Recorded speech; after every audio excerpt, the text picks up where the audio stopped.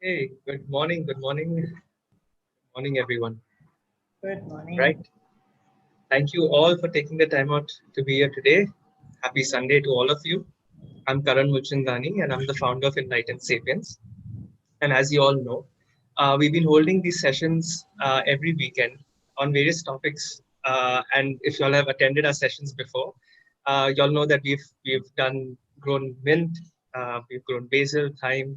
In fact, sweet potatoes we just harvested last month. So if you all have any questions on that, reach out to us. But apart from gardening, we hold sessions every weekend on different topics from art and hiking and meditation, photography, and so on and so forth. And all of these sessions have been free. The reason why they're free is that because we believe that knowledge should have no barrier for the things that make you happy, right? So our aim is to help you find things that make you happy. Only when we are happy and when we fulfilled ourselves, we'll be able to help others, right? So for those of you who are new, I say this every time, but I like to say this because it's important. We are here to learn something new, something interesting, or something that we are passionate about, which is the essence of Enlightened Sapiens. We are a community that encourages you to grow and learn with the things that you love so that when you're ready, you can give back with this knowledge, making it easier for someone else to do the same. So today, apart from me giving my little experience on microgreens, we have Vanaja Suryakumar, who wishes to give back with her knowledge on microgreens and gardening in general. So a little bit about Vanaja. I'm sure y'all know her. She's been with us throughout our entire gardening journey since we started. But for those of you who don't know her, she has many passions, many interests from art, singing, painting, and of course gardening. Uh, and she's been gardening since a really, really long time, since she was young. And when I used to think of gardening when I was young, I used to think of Vanaja auntie. So she is a member of the Indian Bonsai Society, active member of South Asia Bonsai Federation, and also she's graduated from the Tropical Bonsai School under an international master. So she has immense knowledge in plants and all things green. And today she's going to help us understand what microgreens are. So many of you may know what microgreens are, many of you may not. It's fine if you don't. We're going to take both of you all through this. But microgreens, I'm going to quickly brief you all through it. Are these amazing plants that can be grown and harvested in as less as 2 weeks. Okay, so we're going to start the session. I'm not going to take much time because it's very it's an informative session, and we're going to take you all through each step in case you'll have network issues, you'll have got disconnected for whatever reason, bandwidth. We are live on YouTube. Y'all can head out. The link will be shared. Y'all can subscribe and view us on YouTube as well. And yeah, if you have a paper and pen, I'd recommend you all keep it out because there's going to be a lot of tips and tricks that are going to be shared. So, and of course, our sessions are interactive. So, yeah, ask your questions, use the chat box, and let's begin. Good morning, Vanajanti. Good morning, Karan. Thank you for all those words. And good morning to everybody who's here. This is our next gardening session for this month. And as we mentioned, we are doing microgreens today. Some time ago, we had done it in short, but today we are doing it in more detail. And so, Karan, would you be sharing the screen? Yes. So we can start off. Right. Okay. So I'm going to quickly brief you all through what we are going to do today, just so that they'll have a lot of questions. I know that not only in microgreens but different topics, but we are going to try to restrict ourselves to microgreens. We are going to try to finish by 12 noon. So we'll be quick on this. So we're going to of course start with what microgreens are, the differences between sprouts, microgreens, and baby greens. These are why to grow microgreens, how do we get seeds. Groups of microgreens, safety precautions, which is very important. The steps to grow microgreens, we're going to completely do it in front of you all. It's very simple, it's very quick. Of course, harvesting and storage, because you want to eat these little things, and possible issues and solutions. So we're going to begin with a quick poll. If these questions are on the screen, if y'all are on our YouTube, y'all can use the chat box there. But for those of you on Zoom, the poll should come up right now. You all can use your buttons and answer both the questions quickly. I want to keep you all engaged, keep you all active. This will help us understand the audience better, and of course, keep you all interactive and engaged, right? So we're going to give about 30 seconds for, we have about 250 people. So, okay, awesome.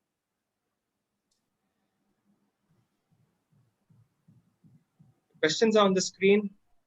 You can use the buttons to answer, and those of you on YouTube can type it out on the comment section. Awesome. So 200 of you all have already answered. That's a great number. Very quick. I'm very happy. I'm going to end the poll in about 10 seconds, and I'm going to share the results with all of you. So we all should know each other, right? And in 1 hour, we can only do this much. So at least we get to understand where we are at and how we can direct the session. So let's end the poll, and I'm going to share the results with all of you. If you all can't see, I'm going to say it out. First question was, do you know what microgreens are? 60% of you do know what microgreens are. 40% don't. And the second question was, have you ever grown a microgreen? So out of the 60%, 20% have grown microgreens, but a large percentage, that's 80% of you, have not grown microgreens. And that's what we're here to do, right? Is to learn how to grow microgreens. So for those of you who know what microgreens are and have grown it, we're going to get some really good insights to make sure you can grow all types of microgreens, and a lot of tips and tricks, key information that you may have overlooked. And those of you who haven't grown, which is the large population of all of us, we're going to take you through from the beginning till the end. And by the end of next week, you're already going to have your microgreens growing. So let's begin.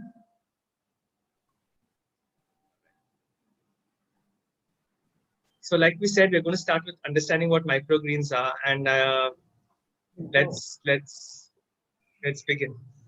Yeah, I'll just put this off. Okay. So, friends, as Karan has already mentioned, today we are going to clarify quite a few doubts of yours and give you a lot of details about microgreens. And I am pretty sure at the end of the session, many of you will immediately go to your kitchen or whatever and start with the first seeds you can lay your hands on.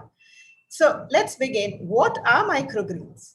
Microgreens are very tiny edible plants which have got just the cotyledon leaves and a set of true leaves, and they grow about 1 inch to 3 inches high, and they can be harvested in about 10 to 14 days. They are very, very rich in nutrients, and they add a visual enhancement, a harvest, flavor and texture to the food. They have a fantastic aromatic flavor, and then hence they are the favorites of a lot of people because of this flavor and because of the concentrated nutrients in it. They come in various colors and tastes. The taste could change and could differ from very neutral to spicy to tangy or sour and even to bitter, depending on what kind of leaves you are picking up. They are ready to harvest, like I said. The stage is between sprouts and baby greens, okay? In a stage of a plant, they are between sprouts and baby greens. In India, now people are becoming very conscious of microgreens, and they have been probably reading up on it and knowing about the nutrient level of it. So they have started including it in their daily diet. In fine dining restaurants, it has already been added as a garnish or to their sandwiches, to the appetizers, to the mocktails, and even to desserts. If I were to describe it, small, tasty, crunchy, colorful, healthy, and fresh would be some of the adjectives I could put to microgreens. Already mentioned once, they are very, very rich in nutrient content.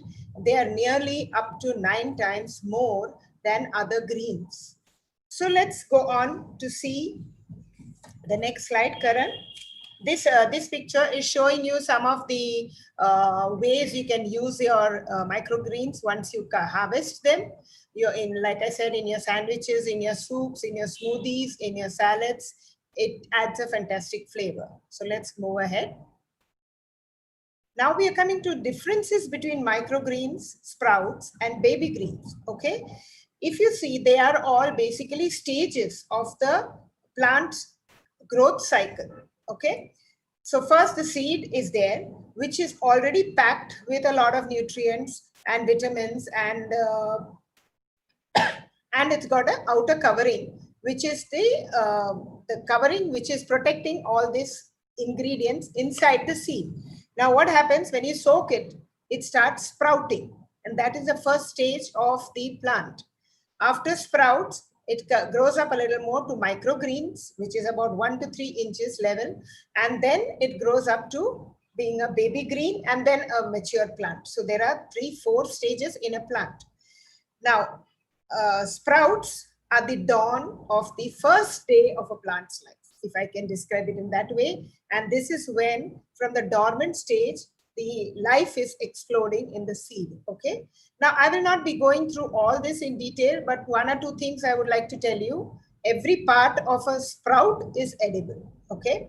And only thing you have to see to it that it is soaked in water and then rinsed. The water has to be preferably drained and rinsed out at least 2 times in a day, so that there is no chance of any bacterial growth or infection through that to us.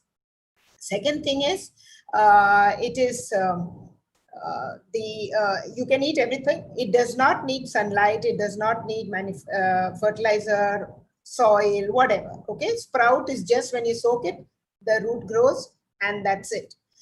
You can eat it. You can store it in the fridge for further use, and you can every 2 to 3 days, whenever your stock is running low, you can again sprout some more. Microgreens, on the other hand, is the next stage when when we have put it in the soil and it has grown up to between 1 to 3 inches high. And in this, the thing is, it can be grown throughout the year. We'll come to that later. But what you do need is sunlight and constant spraying of the seed. You have to keep the seed moist, which will, when we do show it in our demonstration, we will be coming back to that. It can be eaten fresh or it can be just sauteed lightly. Baby greens, you need good soil, good fertilizer, plenty of sunlight, and it can be harvested as and when the crop is ready. There is more nutrient content in the microgreens than in the baby greens, but both can be eaten raw or sauteed lightly. And in microgreens, you can grow plenty of variety of seeds. Okay. In sprouts, there are not so many that would taste as good, but in microgreens, most of the leaves can be eaten. Okay, next slide, please. Now the question is, why do we grow them? There are a few points given. They are very easy to grow. Number one, in any country, any climate, any weather. Okay, through the year. It does not need a lot of space. Neither do you need pots, fancy pots, fertilizer, soil, etc., etc.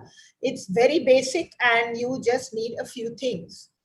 It's very quick to harvest. Within 10 to 14 days, the microgreen is ready, and all you need to do is to take your scissor and cut what you want. It can be grown from most seeds that I just mentioned, and later on I'll be coming to the variety of seeds which you can grow it with. It's very rich in minerals and antioxidants. The nutrient is so packed in it. It is such a tiny thing, packed with nutrients that, repeated use of it or having it continuously may have the effect in reducing your triglycerides, improving your heart condition, and also helping in Alzheimer's, diabetes patients, etc. So it's got excellent nutrition value, and it is packed with flavors.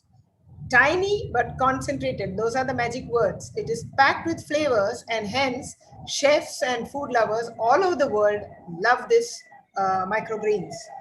Microgreens are grown in in water and under sunlight and soil. And so this sunlight helps in photosynthesis, And also it keeps away chances of the plant getting fungus or molds, etc., as compared to sprouts, which are grown under warm, humid conditions. And so there is a chance that if you've not used the right seeds, there could be a bacterial infection. So microbial bacterial infections are less in or not existent in microgreens as compared to sprouts. It's very cost effective because mostly you're using the seeds which are already available in your kitchen. And the only thing is you have to see to it that the seeds are of good quality. And access to fresh food, you're going to have fresh, tasty garnishing every day. And you can cut it as and when you need it. So you sit on the table and you cut it and you have it, you are getting fresh food, year-round harvest. So these are the simple reasons why you should grow. Because of the very high nutrient content in it, if you have even a little bit of it, it is equivalent to having a lot of the nutrient content of a lot of vegetables. So it's called a superfood. And the last but not the least, it can be grown commercially. And so many of you could earn a living by growing microgreens. Next one. So now we're coming to which of these can you grow into plants? Oh, that's a poll, Karan. Okay. Yes. So it's a quick poll. Like I said, we're going to keep you engaged throughout the session. Again, those of you who are on YouTube can use the comments section, and those of you of us on Zoom, now we are above 260 people, 270 on Zoom. Just use the buttons. So you can, of course, use multiple, use the options that you have.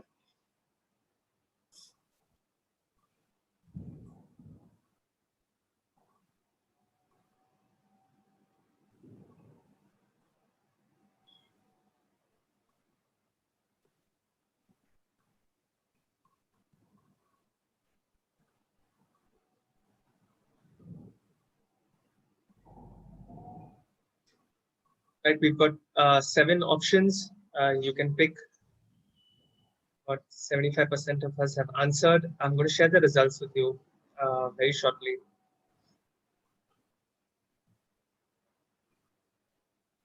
Yeah, I believe the multiple choice is not working, but it's fine. I'll help you all understand this. All right. So I'm going to share the results.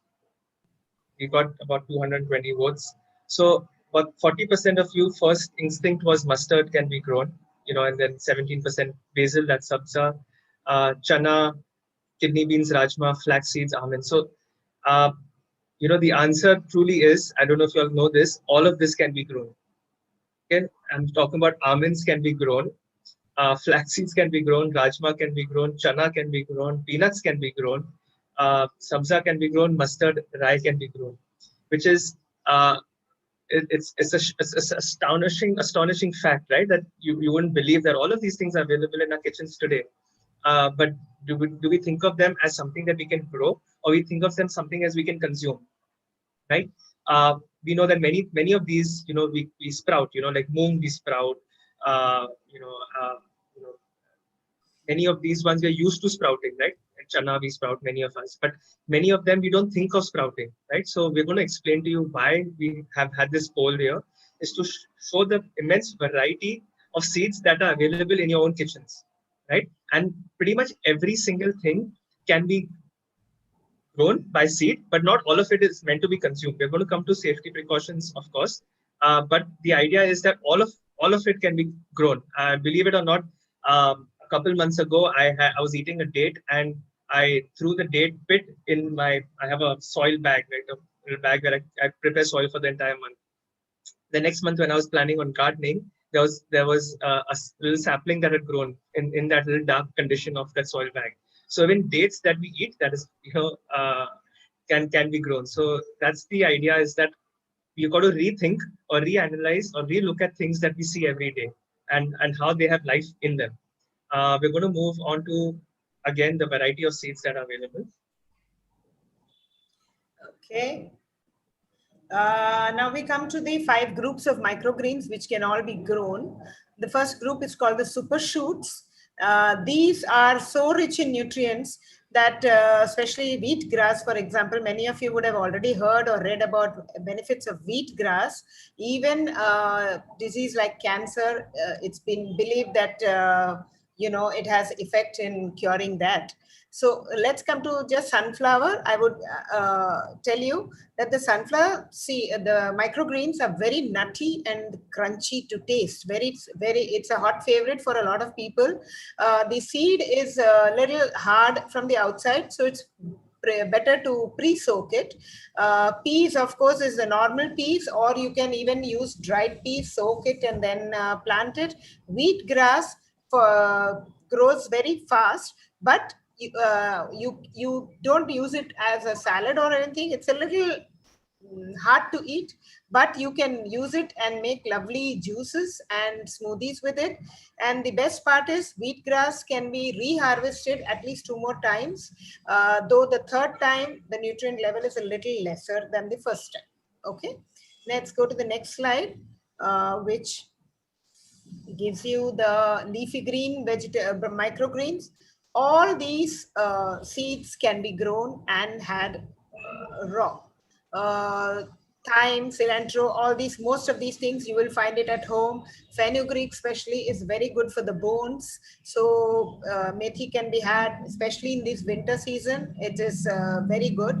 Mustard grows very fast, and it's got a very tangy taste. The best thing about these plants is that though they are so tiny, they retain the original taste of the of the mature plant. So a radish microgreen would give you the muli taste, or methi will taste like that. Mustard will taste tangy, etc. Okay, so any of these can be grown at home. Yeah. This is the white variety we are showing you.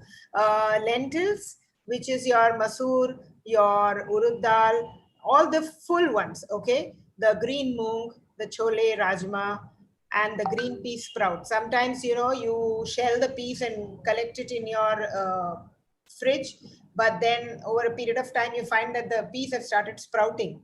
You can just put it and grow microgreens with that, or you can put it in the regular garden also and make it grow into a bigger plant. Okay, next. Amaranth, millet, quinoa, any of these can be grown and sprouted and made into microgreens. They are all highly nutritious. Almonds, flax seeds, chia seeds. Some of these were already mentioned in the poll. Sesame seeds are very rich in calcium, and that again is a lot of it you can have in the winter months.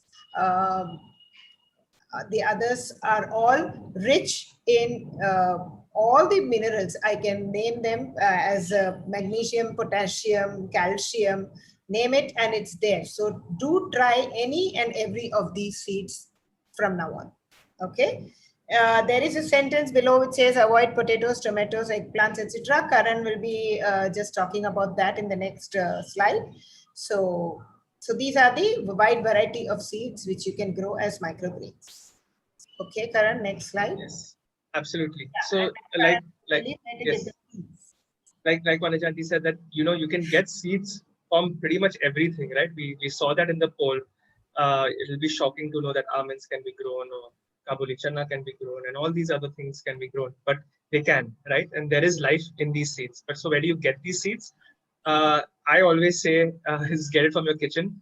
Our Indian spices, we in our cooking we have a lot of spices, a lot of herbs, a lot of everything, and we saw that during the lockdown. This utensil, I think every Indian kitchen household has this dabba with like 5 little small dabbas in it, and it'll have mustard in it. It will have methi seeds in it. Mustard, methi seeds, all can be grown into microgreens. This is methi seeds, right? And so so first thing is relook at your kitchen.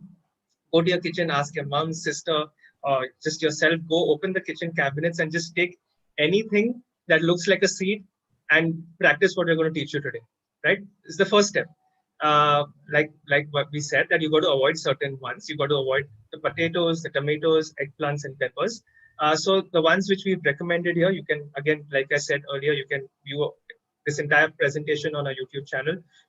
Go back and see what you have at home. Do you have pumpkin seeds? Do you have flax seeds? Do you have chia seeds? Sabza, and try growing with them. And we're going to give you safety precautions, of course. But the first place you need to look is your kitchen. You don't have to go buy, go to a nursery, go online, go to your kitchen. That's what we've been trying to teach you all or explain to you all for this entire months during the lockdown, that we grew mint. I've got we've got grown sweet potatoes, basil, thyme, all using things at home, and we didn't go out to buy, right? So that's the idea. I'm growing papayas now, using the papayas. So it's your kitchen, right? So, and of course you can buy it online. There's a difference between buying using your kitchen and online. The online one is of course geared up.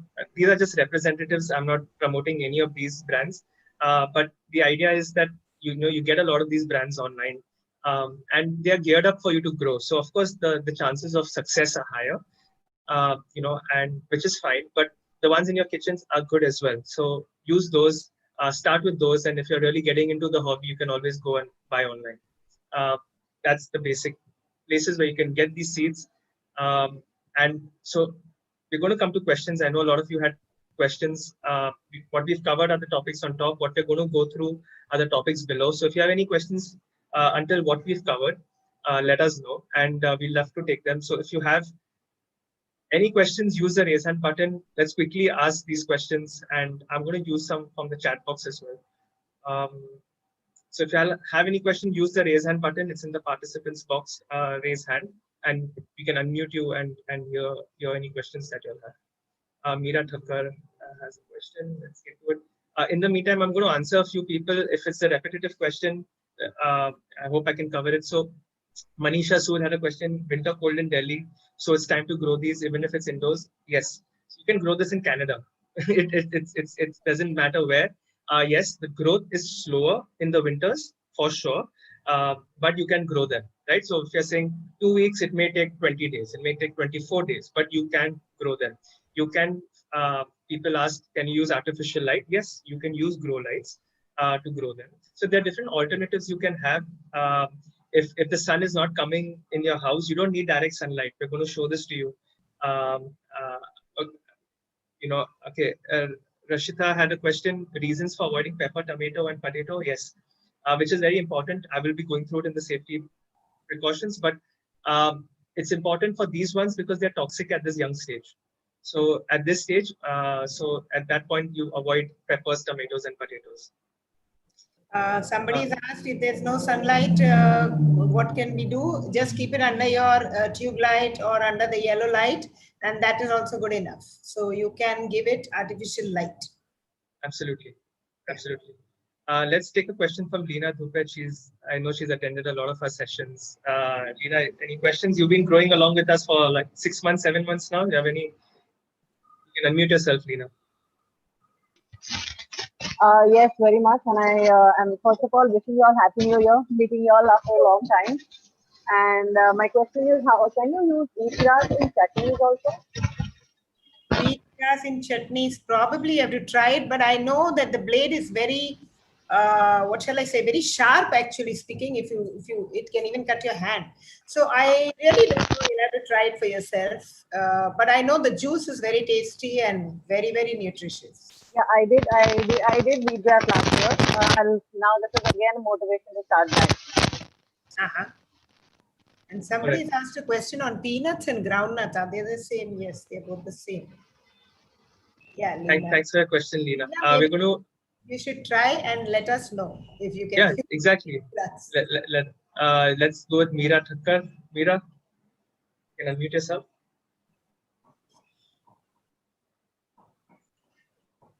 Meera Thakkar. I don't think she's able to unmute herself. Yash Patel. Hello, Karan. Hello, ma'am. Hi. Hi, go ahead, Yash. We can hear you. My question was, once I grow microgreens, I have a limited availability of soil.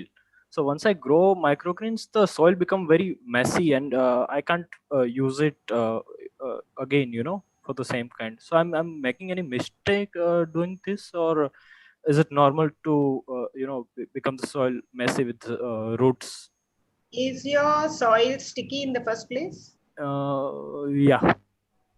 Preferable that you mix it either with coco peat or you use something which is more aerated and better soil, which will not make it so sticky. See, we don't really need very nutritious soil because the plant ultimately is only taking up the nutrition for 10 to 14 days. Okay, so you can use the same soil, but you mix it with cocoa peat. Cocoa peat you get in the market. It's Yeah. dried, this thing, but you have to soak it in water and just loosen it out, and then you mix in the 1:1 ratio of one of cocoa peat and one of soil. And second thing is, this soil, once you have harvested entirely, you can reuse at least 2 to 3 times, because that much nutrition is enough for 2 to 3 crops. Okay, Okay. but you dry it out nicely, you clean out your container nicely, and then reuse. All those details Karan will come to now when he is doing the demo. Okay. Okay. Thank you. Absolutely. Thank you. Thank you, Absolutely. ma'am. Yeah. Thanks for your questions. We're going to take questions later as well. So those of you who still have questions, I know Meera Thakkar, you asked a question on fungus. We're going to get to that. That's in the issues and solutions. So let's get to the actually growing them, right? So first off, I really want to impress upon the safety precautions, because everyone here needs to understand that we're dealing with food, right? There's a reason why there are organizations that deal with food handling. So we have to be really careful, since we are getting access to fresh food. It's a great thing. I use the basil and all these herbs in my own garden, and I know I don't put pesticides, but me not putting pesticides is one thing. Me being knowing how clean it is, what condition it is another thing. So the first thing you need to do is make sure that it's safe what you're consuming, right? So the first thing what you're doing is using the seeds, right? We explained to you the immense variety of seeds that you can use, like we said, in your kitchens. But the idea is that the first, like we mentioned, these certain ones you got to avoid using, uh, like the tomatoes, peppers, paprikas, eggplants. That's in the nightshade family. Is rhubarb, is because they're toxic at this young stage, right?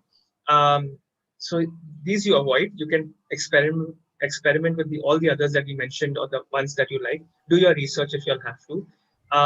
The most important thing is it should be organic and meant for sprouting. What we mean by that is that it should not be for sowing.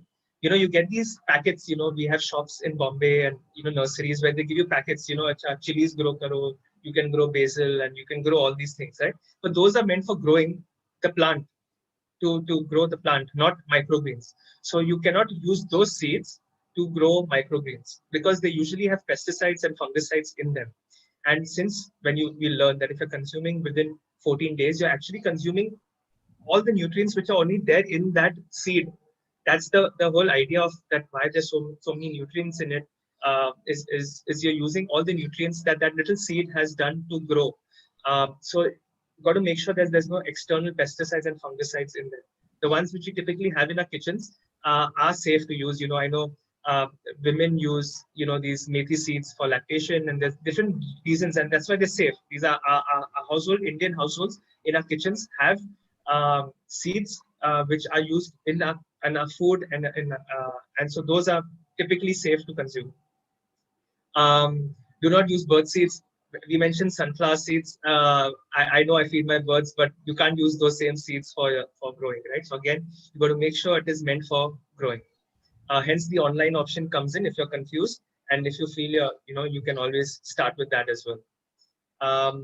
If you have stomach sensitivity, this is in general because you're eating raw food. Many people can't digest chickpea, that's chana. So if you feel that you have having stomach sensitivity, you can cook the microgreens. You lose certain nutrients, but if you feel that way, just avoid it. That's fine as well. And we're going to tell you the next step is do not consume the soaking water. We'll explain to you why when we do the step, but the idea is that we soak the water to clean out the toxins, right? We said at that stage. So we let the toxins come out in that water. So don't consume that water. Many of us like to have that broth, right? Ki acha iska pani, iska chawal ka pani or whatever, right? And don't consume the water in the seeds. I'll explain that to you. And safe food handling, always make your kitchen counter or wherever you're growing clean. Make sure your hands are clean. Make sure you're not touching any other food products and mixing with this. So keep it sanitary, prepare the soil and all the holes and all the other things before you actually plant the microgreens. We're going to get to it, but this is sort of precautions that you have to be really, really mindful of. Okay, so now this is done. Let's get to the growing part. Yes, yes, Vanaja. Karen, I just wanted to add one more point is if you're using the soil which is from the garden, there are a lot of possibilities that it could contain seeds of weeds or grass, and so you might find a lot of grass growing with along with your microgreens. So preferable, try to get the organic potting soil for the microgreens, or like I said, use coco peat. And if at all you're using the garden soil, then see that it is not having chemicals or pesticides. See, we could have used that soil for some other plant on which we could have sprayed some pesticide or whatever at an earlier stage. Now, if you use that for your microgreens, it's very possible that you're going to consume those nutrients, those poisonous chemicals also through the plant. Okay, so the soil has to be absolutely pesticide free and chemical free. Okay, so that is very important. And now Karan will show you how to grow it. Okay, so I'm going to show you, like, there are 3 different methods that you can use. The first method is that you sprout them, like how we do moong. Most of us have moong at home, right? That's okay. We know that we do moong, but you can do chana, you can do all these other things as sprouts. Methi seeds can be sprouted. So you get, jars that you sprout in, trays that you sprout in, bags, jute bags that you sprout in. So you can, of course, start by sprouting separately and planting separately. That's the first step. That's one method of growing. The other method of growing is that you sow the seeds or broadcast the seeds directly in soil. That is that you soak this, you sprinkle the seeds on top. And the third method, as Mohit just asked on the chat box also, is that can you do hydroponics? Yes, you can. You can plant it directly in water, right? That's the three basic steps, that methods that you can use. That is sprouting, sowing directly in soil, or just using water, right? What method we are going to teach you and we're going to enforce on is the method that works for us. We're not some expert gurus in gardening or anything. Like, it's the basic. We are passionate about gardening, and we are going to show you the method that works for us. It's a mixture of all 3 methods, to be honest. And it's the method that is the middle one, that is sowing directly in the soil, but it has a little bit of both. So our recommended method, we're going to get to it right now, is the first step you need to do. If you want, you all can note these down, but it will be available for you to view, is that you got to soak the seeds in water for 8 to 12 hours. Okay.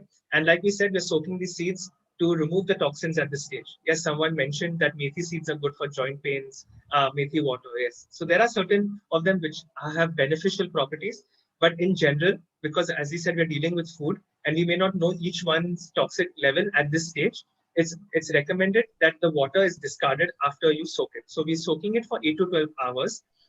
So preferably you start your microgreen journey at night. Okay. Because you can say at 9 in the night, you soak your seeds in water, go to your kitchen tonight, find what you can see here is moong. I'll highlight from left to right: moong, sabza, chia seeds. This is what's that called? Cilantro. There's kabuli chana. There is methi seeds. There's sauf. There's ajwain. These are all the ones which my mom cooks at home with, or we cook at home with, right? And use the stuff that you all have at home. So soak it in water at night for 8 to 12 hours. Don't soak it for too long. Don't soak it for over 24 hours, because it may even kill the seed, right? So you're doing this at night, and if typically what happens is, if you can see here, like I've soaked it over here, the seeds may be floating on top, right? So you just push them down, right? These are methi seeds, just push them down so they're all at the bottom. Like you can see in the image, they're all at the bottom. So you soak your seeds at night. Like I was mentioning to you all, keep your preparation ready, right? So you soaked it in the night, you don't have to do anything else. So in the meantime, what you need to do is prep your pot with drainage holes. As you all know, we've been doing these gardening sessions, and most pots need drainage holes. That's where the excess water can drain out. Plants don't need excess water, right? They just need the right amount. So if you even overwater it, the excess water can drain out. So I use a method of using, say, an agarbatti. I light the agarbatti and I use sort of, plastic, and I drill holes in them. As you can see, the containers I'm using are all, I'm upcycling these containers from the dahi I consume or the ice cream I consume. So you all can use any containers that you all have at home. We'll be coming to what is the optimal container, but typically shallow. You don't need very tall. Like this is a microgreen of methi. You can see it's hardly 2 inches tall, right? You don't need a very deep, like, this is deep. You don't really need it. If you have it, it's fine. You're wasting soil. Typically, you don't. If the roots are not going to go that deep because you're going to harvest it in 2 weeks. So you prep your drainage holes while your seeds are soaking. You prep your drainage holes. Okay. Like I was saying, you create your setup. As you can see in my setup, I've created the soil. The soil, again, I prepare in advance, so that I prepare once and I use it again. The soil, I like to moisten the soil with water. So if I'm using, say, a amount of soil, I put twice the amount of water for a day or two before that and let it be a little moist. The reason of that is during the growing stage, I don't have to water the microgreens for the first 3 days, which is important. That, at the initial stages, these microgreens are really delicate. These seeds are delicate, and if you overwater it or underwater it, they may die. They may wilt. With the pressure of the water. So when the soil is moist, already moist, for first 3 days it won't dry out. So that's why the soil is ready. The soil we like to use any airy soil. I use cocoa peat personally. I don't use any fertilizers because microgreens are using only the minerals available, nutrients available in the seed. But many people do use fertilizers, seaweed extract and stuff. But that's a preference that you can have. Keep the soil ready. Keep your containers ready. I've used Amul butter. All of us use Amul butter. The amount of butter plastic that we consume, waste because of the butter or the ice creams or the dahi we have is astonishing. So just turn all of it into microgreens, right? These are my seeds which have soaked in the night. I've got my strainer here. I've got my agarbatti. So as you can see, my entire setup is ready, and you fill your pots with the soil. Like I mentioned, the soil is airy soil. You can use cocoa peat. You can use cocoa peat with regular soil. You can use peat moss. There's a mixture of soils that you can use. Primarily, it should be like sand and not like clay, right? It needs to be, it needs to ruffle your fingers rather than being clumpy, right? So I'm going to revise again, guys. If you'll have any questions, we're going to take them. But what we did was we soaked the seeds at night.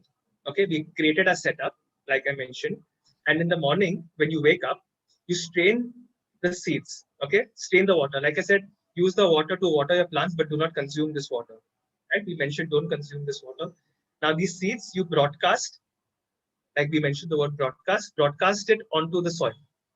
Okay, so this is the second method, our recommended method that we're teaching, is that we directly place it. Now you can place it and dab it if you want. Don't worry about hurting the seeds in that sense. Just scatter it. It doesn't have to be in a row. Broadcast means that doesn't have to be in a uniform row. Just on an evenly scatter it on top of the soil. And at this point, you can cover the soil, cover the seeds with soil or with tissue paper or newspaper. I personally recommend the second one, which is tissue paper, because when you cover it with this fine layer of soil, the seeds have to do that much more work and effort to grow, and you may get scattered growth of microgreens. I don't have one right now, but if you cover it with the tissue paper, like we're mentioning, what happens is that the growth of the seeds pushes the tissue paper on top in the first 3 days. So what you're doing is you're using a wet tissue paper, like we mentioned, and you're wetting the tissue paper and gently placing it on top of the Container. top of the container, right? So this is your container. This is, say, your plant with soil. You gently place it on top, right? You wet this.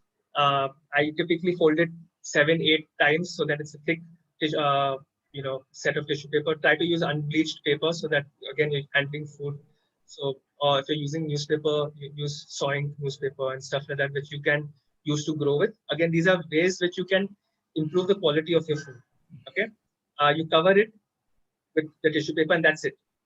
Okay, you do not have to water this for the first 3 days.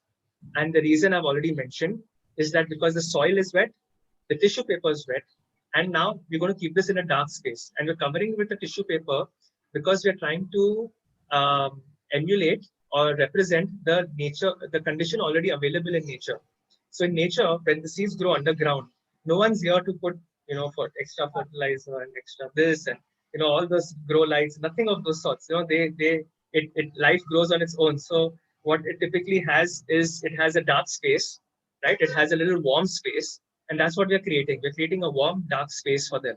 That's why we're covering it with the tissue paper. We're moving it away from light. You can even put it in one of your Amazon cartons if you all have ordered, those, carton bags, and store it in your cupboard if you have to. That's fine.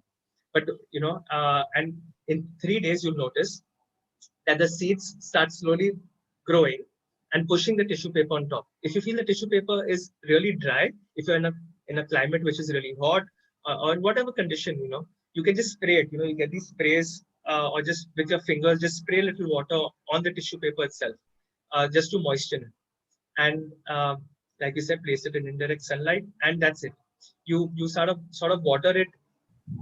After 3 days, you water it every day, and in 7 to 10 days, you'll start seeing 2 inches of growth like this, or like this, or the plants you might even get like this, and depending on how fast they grow, you can harvest it. And like Vanaja aunty mentioned, at different stages, the taste changes. It gets sharper as it grows. So, at 10 days, it will taste differently. At 14 days, it will taste differently, and so on and so forth. So, coming back to this, we soaked our seeds for 8 to 12 hours. We prepped our pots with drainage holes. We filled our pot with soil, got our setup ready. We discard the water. We place the seeds on top of the soil. We cover the cover the seeds with soil or wet tissue paper, and that's it. Wait for 3 days, and we start watering. Place it in direct sunlight. And what you're going to notice is something like this.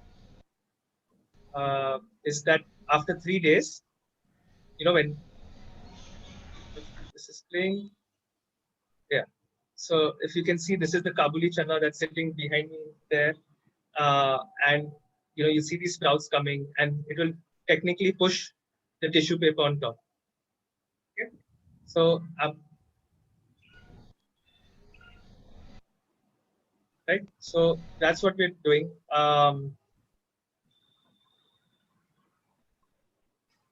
Right, so these are just some of the microgreens we've grown. The moong, day 6, basil, day 6 versus day 10. You start seeing the moong growing really quick. The basil is growing as well. And day 14, the moong has gone wild. It's grown way too long. I needed to cut it earlier. And the basil has grown beautifully. You can see the roots, reaching for the bottom. And that's why even when you're growing, you can put fertilizer at the base layer so that the roots can try to go towards the base and grow better. Same thing with fenugreek, that's the methi, and Kabuli chana. I'm going to, I know that I've said a lot. I'm going to quickly, Vanjan, do you think we should quickly show them what we're doing? Sure. Okay, fine. I would also like to just add a few things, Karan. Karan has shown you a very good recommended method, because this is very well tried and tested by Karan for quite some time, and he's been successful every time. Because later on, we are going to come to the problems which normally people face, okay? And the only other thing which I wanted to say is, supposing you're using ordinary cocoa peat or soil or whatever, which you're not making, you forget to wet it like Karan mentioned, or whichever way, then 100% watering is required every day, even in the before it sprouts. You have to make sure that the soil is wet, okay? Otherwise it cannot sprout, it cannot germinate. Second thing, Please don't pour water with a mug or something. It'll just spoil the whole thing. You have to spray it very slowly and gently. They are like tender babies. You have to handle them with great care. And third thing is, if you're putting, you can put a sheet of newspaper on top also, in which case you have to lift it up every day, spray water and keep it back in case you have not wet the soil. Now, what Karan mentioned is that the soil is already wet and the tissue paper is already wet, in which case you don't have to water for the first 3 days. Okay, these are simple things to remember.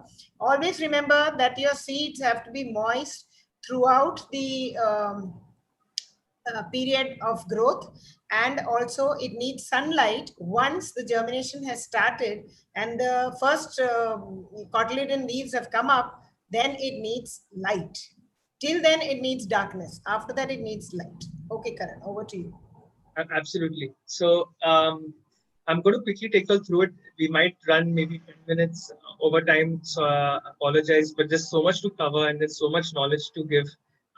So just bear with us. We may extend to 12:10, but we will get to questions. We will get to how to harvest and the possible issues you'll have and all the questions that you'll have. But I wanted to show to you all what sort of equipment I'm using, right? So like I said, the seeds, very simple. By the way, how do you like my new shirt? Shout out to Smriti. She's from the team, and she made these shirts for everyone in the team as well. So as you can see, the seeds, these are methi seeds. So, soak these overnight. 8 to 12 hours is fine. What I would do, this is what I do. That's why you saw the image. I put 10 different things together. Okay, so don't try with one and say, when you apply for colleges or schools, you don't apply to one, right? You'll apply to 10 different schools and colleges. Say, kidhar to milega. So try it out. Okay, don't be afraid to fail, right? The best part is in 10 days, you can try again. That's the beauty of microgreens. So just go to your kitchen, take some stuff and put it in water. That's your first step. Do that tonight. Okay. The pots you don't go and buy today, right? As I said, today you're going to do this today, all of y'all. This is some Black Forest ice cream. Everyone in my family love eating for some reason.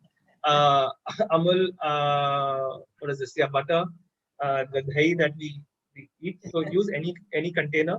Typically shallow. These are some takeaways if people order food online. So these shallow takeaways that you can use. You got to drill holes in them, like as you can see. I have drilled holes in these. So I use agarbatti with that, like I said. I use agarbatti with fire and I drill holes. You can use your own method, but you need some drainage, right?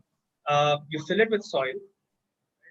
Got this, and I'm sort of filling it with soil, right? You fill it with soil till the top, okay, and you're basically ready. Okay, you strain this with a strainer. Okay? Right? You strain it and you put the seeds inside on this layer, right?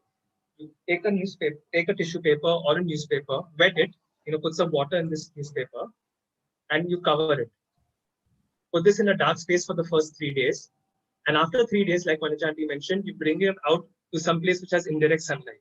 After 3 days, this needs light, right? The difference between sprouts and microgreens are it needs light. And so you put this out and slowly in 3 days, 4 days, you'll notice that slowly, like if you can see here, this is my basil. It looks beautiful, doesn't it? It's the tissue paper, right? Will be like this, and it will slowly push the tissue paper on top. That's the beauty of doing this. I'm not putting soil on top, and you'll get a nice even growth. If you can see, this is a nice even growth that I've got here. Or if you all can see, this is ajwain or thyme. Nice even growth, and if you can see, it's growing towards the sun. If you can see, because I've kept it in such a place, it grows towards the sun. Same thing with this is Kabuli chana. It's growing towards the sun. This I need to harvest like today. I'm quite excited to taste this. First time I've grown Kabuli chana. But maybe you should show how to harvest it. Okay, yeah, sure. So we want to come to harvesting, right? So harvesting is very simple. The first step in harvesting is consume only what you want. right? That's the best part of microgreens. You don't have to chop up the whole thing. If I'm going to use only X amount, I'll consume only that much. So the way to harvest is that you take a sharp scissor and you sort of cut it at the base, just above, if you can see, this is where the 1 inch above the soil. 1 inch, exactly, 1 inch above the soil. So if you can see, I'm just going to go here and cut it, right? And not as sharp, which is not the best idea, right? But and that's about it, right? So if you all can see, I've chopped up this portion, or I've chopped up Some more, right? So this portion is harvested, and this portion, let it grow.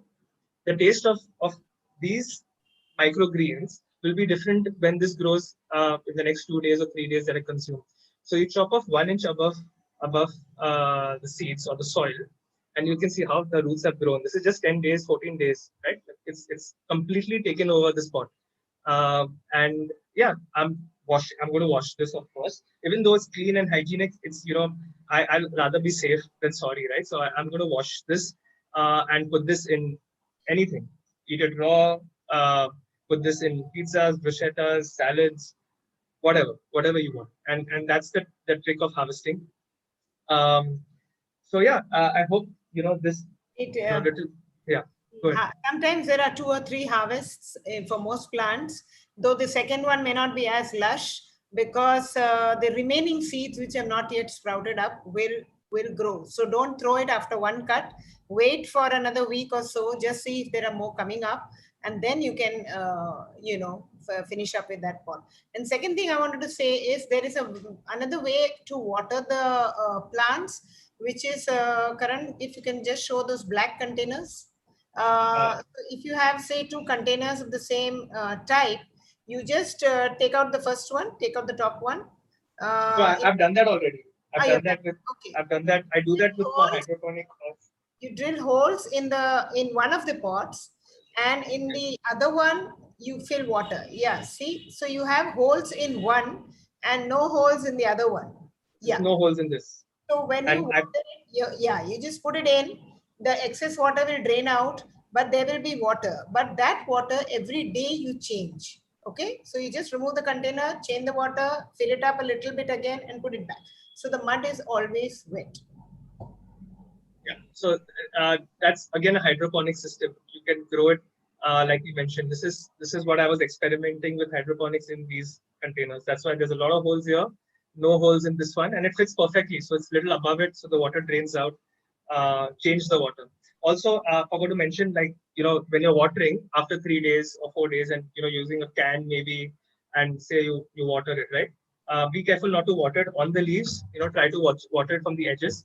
And if you've got excess water, just pour it out, right? Like, water will come out. Right now I just put a little, but just pour the water out, and don't let water stagnate in your plant. The idea is they don't need too much water. They just need to be moist. Okay, I'm going to get to some more. Just give me a second. There are a lot of questions. I'm going to get to each one. Don't worry. We are running 10 minutes late, so 12 time we should be done, guys. Yeah, there is a... We've got some more points to cover. Like we showed you, we harvested moon. This is how the growth is for the Kabuli chana. I just showed you this right now. So this is just a couple days back. It's still grown wilder. Harvesting is, like we said, is on the base. And if you like to store, I prefer to harvest as and when I use, but if you like to store it for whatever reason, you can use plastic bags, Ziploc bags, spray some water in it. That's what I do, and zip it and put it in the fridge, so it will stay. And try harvesting it in the morning once you water it, so that it's fresher and it stays alive for longer. And that's for typically any herb, any herb. It's not only microgreens. Okay. Okay, cool. Now we come to the question of possible issues and solutions. Like I said, it all seems very easy. Only when you try it, you know of what problems you will face. But remember, patience and practice, very important in gardening. So you start, you try, you grow. You may fail the first time, you may fail two times. You may not have a full crop the first time, but don't give up. Keep trying, and I'm pretty sure within a week or two, you would have mastered the art. So what are the possible? One is seeds don't germinate. This could be, number one, because they are not soaked enough. Number two, they are not enough moist. Okay, you have to remember that the seeds have to be moist for germination, and they have to be in a dark place. So two things. And ideally, it takes about 2 to 3 days to start germinating. So if it's not, then you please make it more moist. Okay. Then microgreens are germinating unevenly. This is only because they have not been scattered properly. Either you have too much in one place or too little. Remember that your box or tray should be full. It should be densely scattered, not sparsely. Okay. And second thing is, probably one part of the tray is getting sunlight and the other is not. So you see that they get equal sunlight and shade throughout. And that is the thing for unevenly. They are thin and weak because they are not getting enough sunlight and overwatering. So remember that the microgreens can never be overwatered. They cannot be flooded. They have to be only kept moist. Microgreens are moldy. This is a very important thing, and it happens very often. Mold thrives on bacteria, high humidity, low circulation of air. I think internet has frozen, but when she's talking about microgreens are moldy, that's something like this. So these which ones didn't grow for. Sorry, my internet is frozen. My screen is frozen. No. Karan? You're fine, manager. You can go ahead. Shall I continue? Yeah. Yes. Okay. So like I said, mold thrives on bacteria, high humidity, low air circulation, and unclean pots. So what is the solution for it? Number one, see to it that your pots or containers or whatever you're using is thoroughly washed, dried, and then you're using it. The right amount of sunlight and water is there. Ventilation is very important. It should be kept in a airy space. Don't keep it inside a cupboard or somewhere where there's no circulation of air. Then you have to see that you do not overseed your container. Okay, don't put so much in that it will grow more. No, that also, the seeds need space to grow. And the last, like I said, overwatering is not good at all. You cannot flood the seeds or the plants. You'll find microgreens are wilting or drooping or tilting towards the sun. That is purely because they are reaching out towards the sunlight. So keep it closer to the sunlight. And microgreens are yellow, yes. Invariably, when they sprout, they are yellow just because they have never faced sunlight. And now when you keep them in sunlight or under artificial light, they will start, due to the process of photosynthesis, the leaves will immediately start turning green. So maybe within the day or the next day, you'll find that your leaves have turned green. Seeds stuck to tissue paper, they are pushing them out. So very slowly and gently remove it from the paper and put it back into your pot. Okay, so these are the common issues you do face initially, and don't give up because of that. See, some of the pictures are put up here on the same issues. Mold and fungus is a very common issue. It could also happen because your seeds are not of good quality. It could happen because the soil is not having pesticides, or the soil is too sticky, or it's not organic. And it could happen due to overwatering. So these are all things you have to take care of. See that you have spread the seeds evenly. That is very important. And sunlight is very important. Also, if you are putting soil over your seeds, just put a very thin layer, because otherwise the seed has to take the effort of pushing out the soil and then coming up. So it has to be a very thin layer. You can avoid putting also. You can just cover it with paper. That's fine. And I think that's about it. Soak seeds are, if you want a steady supply of microgreens through your week or through the month. So you see that once this has started sprouting, you soak your next lot of seeds. So that once you harvest this, your next lot is ready for harvesting and you have a continuous supply. You can keep harvesting different, soaking different seeds for change of taste. Okay. Absolutely. So yeah, again, the idea is that you will face issues. I sprouted 10, and like you can see, these all are pictures from my latest one. This one I used the tissue paper and I dabbed the tissue paper too hard, and that's why I've ripped out the entire chia seed. Chia seeds are gelatinous, so those particularly got ripped out. So you will make mistakes even if you've done this many times before. Sometimes my methi works, sometimes it doesn't work. So try, you'll understand yourselves better, you'll understand the plants better, and yeah, you'll be able to do this better each time. So these are the possible issues. If you all have any questions at this point, if we've not been able to take them, you can use the raise hand button and we'll answer all your questions. I think in the chat box we've answered most questions regarding where you can get the seeds and stuff like that. So Priyanka Dalal, I think you have a question you'd like to ask.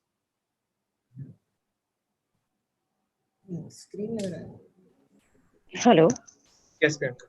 Hi. Can we reuse the same seeds again? The side one. No, so the seeds, see what happens is, like you can see here, I'm going to stop my share and I'm going to, second, okay. So if you can see this clearly, the seeds are still on top. Right. So what happens is that the seeds are one time, right? You plant the seeds and the plants grow from the seeds. So the seeds are what is sprouting. This is entirely a seed, right? And so as what I showed you, the Kabuli chana and all of those, are right. These are maybe 50 seeds. So the seeds can't be reused, but what you can reuse is the soil. So because you can reuse the soil. And my microgreens kind of start growing very horizontally towards the sun. Is there anything I can do about that? Yeah, look at this. But that's okay, right? There's It's nothing. fine. Keep Okay. turning your container every day so that it slowly does start becoming straight. So today like this, and tomorrow you're turning it, it'll again straighten up to go. Yeah, towards the sun. Keep rotating it every day. Okay. Absolutely. Okay. Absolutely. And what happens is that if you keep it in a particular facing window, right? If you place it in a south facing window, for example, the sun will move along with it. So the plants will droop to one side, but it will go on both sides. So technically it will be more horizontal. But if you face it only east facing or west facing, that's when it will really droop to one side, because the sun only in the morning in the east, and then on the west in the evening. So try facing it as a south facing window. Okay, fine. Thank you.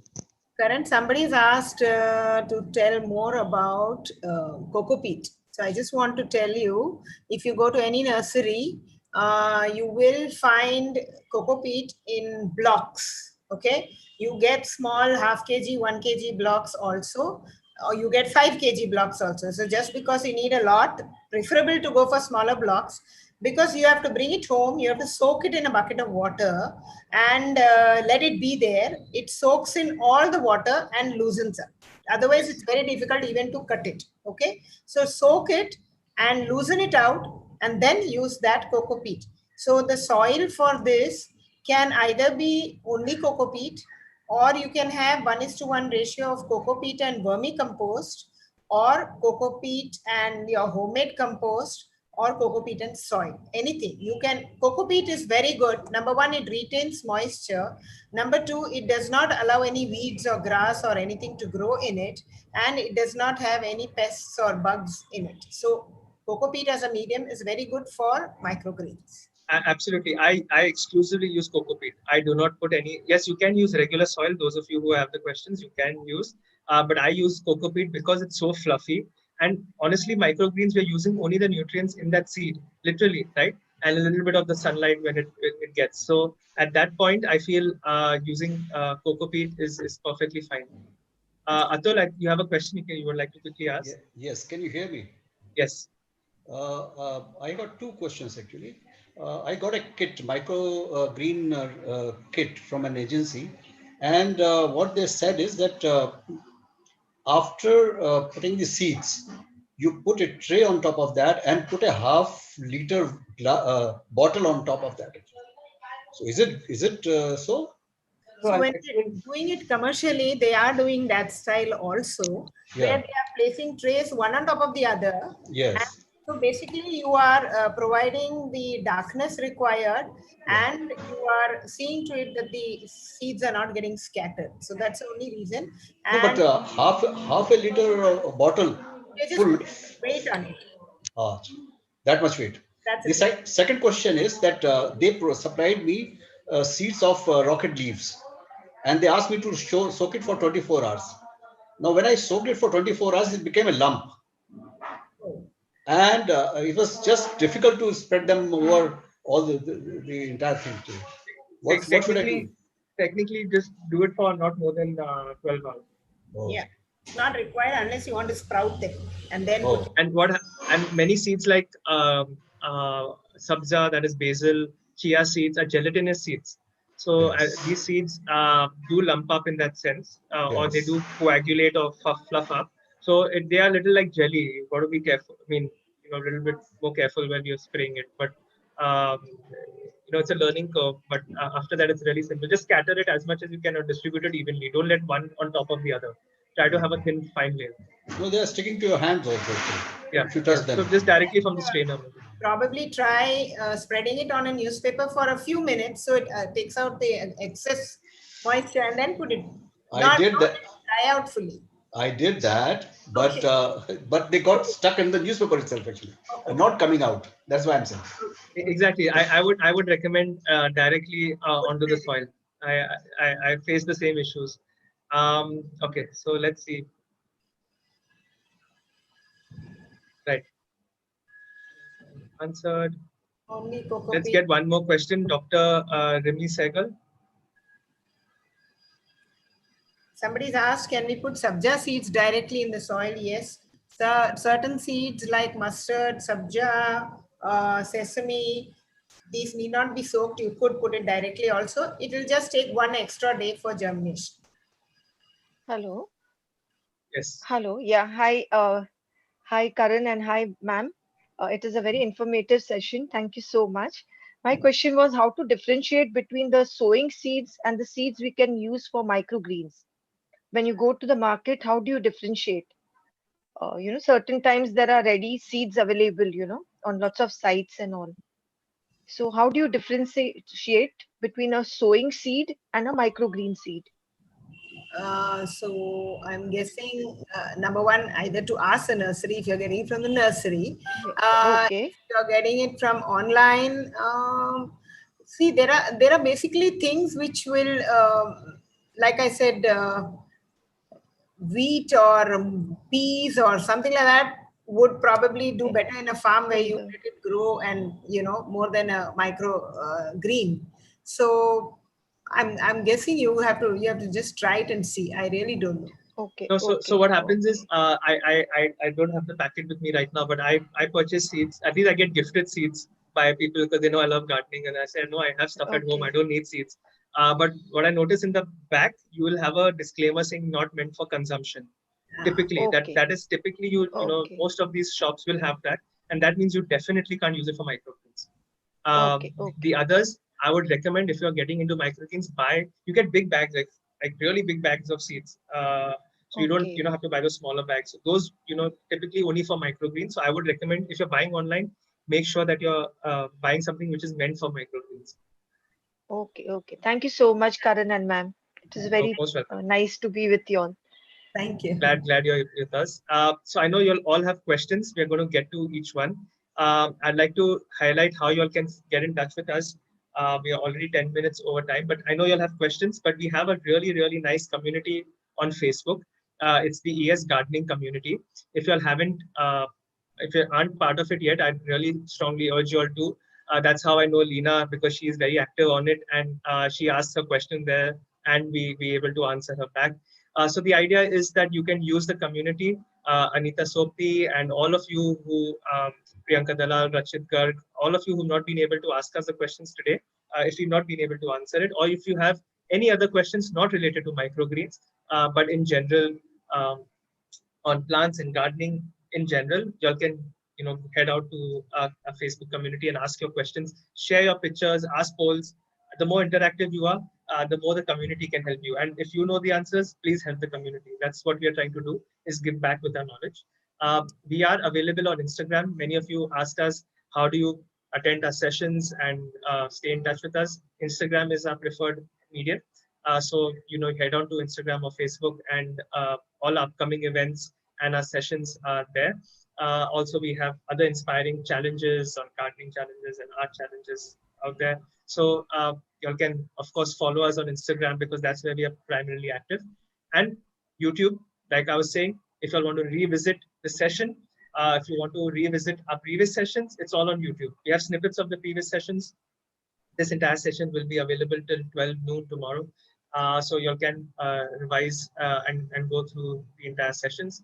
And also we have other stuff like, in fact, right now, if you all want to head out right now to our YouTube channel, we've got a Insta live, YouTube live happening for the relaxation video that we played at the start.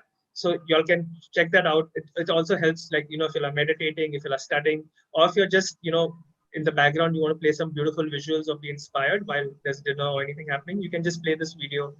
So it's happening live right now. If you all want to head out to our YouTube, subscribe, of course, if you all want updates on new videos that are coming up. We have our email, we have our website, which is very, very updated, very, very active. And if you'd like to reach out to me, I'm on Instagram. My Instagram handle is here.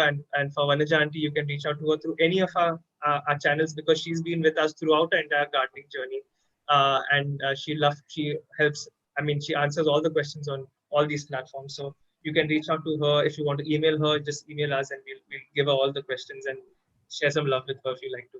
So at this point, I'd like to thank you, Vanaja Aunty, of course, for really always being there with us throughout this whole journey, not only in gardening, but for years in general.